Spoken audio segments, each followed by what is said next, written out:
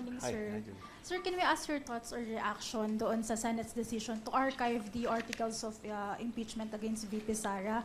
One of the framers po ng 1987 Constitution, si Attorney Christian Monsod, said it amounts to a dismissal. And you've mentioned, sir, It amounts to? to a dismissal No. po. Let me clarify that. The merits of the case were not examined by the Supreme Court. This is not, doesn't mean, this does not decide the merits of the case. It just talked about procedure. So the procedure was faulty, was lacking. So yun ang assessment ng Supreme Court. It has no bearing on the rightness or wrongness of the impeachment case. And your reaction, sir, dun sa naging pagboto po ng Senado to archive? Nasabi niyo, sir, ano kayo? Interested observer po kayo. Kaya nga, so I've observed that they voted in, that's it. I keep telling you, the executive has no role in this. The president has no role. I'm an impeachable officer. I cannot involve myself in any of this. So, wala, it's really the Supreme Court, the Senate, and the House. So yun ang kanilang. That's where the decisions were made. Well, between on the issues between the House, the Senate, and the Supreme Court. The Supreme Court has decided, and like I've said, that's it. That's the Supreme Court has decided. Good morning. Good morning. You've declared a hardline approach against corruption, even against allies.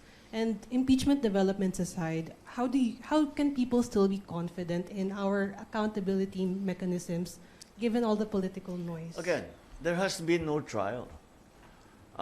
So the merits of the case have not been examined, tried, adjudicated, argued, discussed. So accountability just doesn't come into it. People have to understand, it is a procedural question. Sinabi, mali yung date, hindi tama ang pagkagawa ng House. Walang kinalaman doon sa laman ng impeachment complaint. Kung hindi, kung paano yung pagka-handle ng impeachment complaint.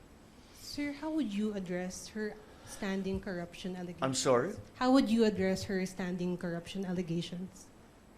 Those corruption allegations? Outside.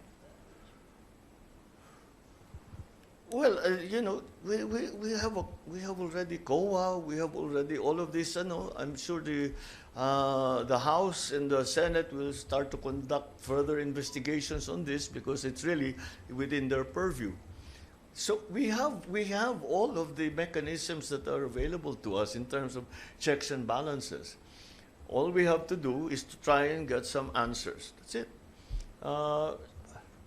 Yeah, we have to make very, very clear to everyone that the Supreme Court decision does not have any bearing on the rightness or wrongness of the merits of the impeachment case. They're not saying that there was no wrongdoing. Neither are they saying that there was wrongdoing. All they're saying is that you did not handle it properly. That's it. Then that's why accountability just doesn't come into it here. It's an entirely highly tangential matter. It is not a central point in the discussion. Yeah. May importante na maliwanag sa tao yun. Kasi sinasabi, yung the natural reaction, hindi ka abogado. Hindi ba sasabihin mo? Sabi ng Supreme Court, hindi talaga totoo. Wala namang ginawang mali pala. Hindi yun ang sinabi ng Supreme Court. Ang sinabi ng Supreme Court, hindi tama yung pagkahawak ninyo sa House, ang pagkahawak ninyo doon sa impeachment complaint. Yun lang. So, accountability doesn't come into it. It does not question our accountability whatsoever. Ang COA nandyan, they can examine all of this. And much of this will be, I'm sure, because we are coming up to the budget process. Palagay ko, maglalabasan na naman lahat yan. Hi, sir. Hello? Magandang umaga po. Opo. Sir, you mentioned kanina na may mga bagay dito sa impeachment po na kailangan maging maliwanag sa atin pong publiko. Ang nangyayari po kasi, yung napapakinggan ay yung iba't ibang panig. Have you spoken or have they reached out to you at the very least, yung mga allies po ninyo or anybody dito sa sitwasyon na ito kasi nga medyo humahaba na po siya. Na mahaba ang...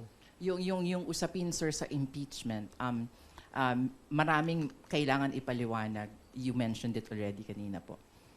No, no, in my case, well, siyempre may nung tatanong sa akin, sasabihin, sorry, problema nyo yan, hindi ako nanghihiram ng problema.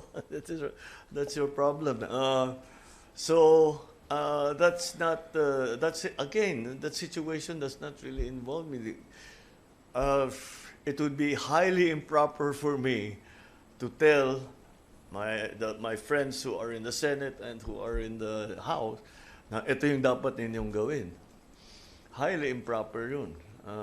Pati na ako, ma-impeach kung gagawin ko yun. Hindi ko gagawin yun. So yes, they ask, and we talk about it, but it's not as if I try to direct their actions.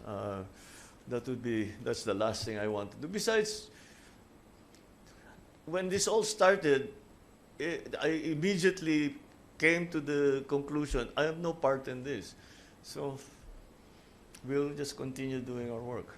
And then, mukhang tapos na. Ewan ko kung mag-MR pa ang House. Meron na. Oh, yun. Well, then the process will continue. Pabayaan natin. But if the Senate has decided not to try the case, I don't know. Even if the Supreme Court reverses itself, I don't know where that will put the whole thing. I don't really worry about it too much for myself. I just need to. There's so many things we need to do that I don't have. Those are my priorities, not this.